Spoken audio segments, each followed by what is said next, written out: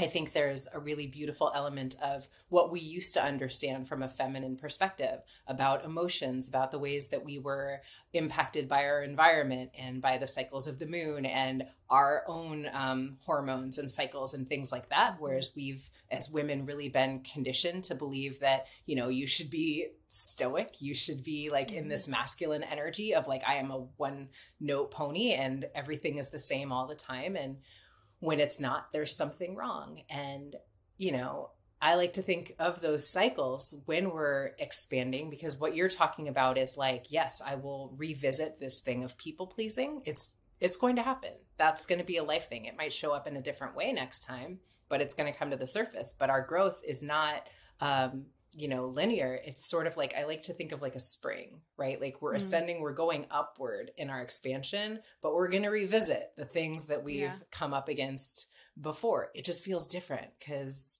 we're growing, you know? That image reminds me of like the Kundalini snake, right? Like rising from the base and ascending up into the crown, but it doesn't stay there.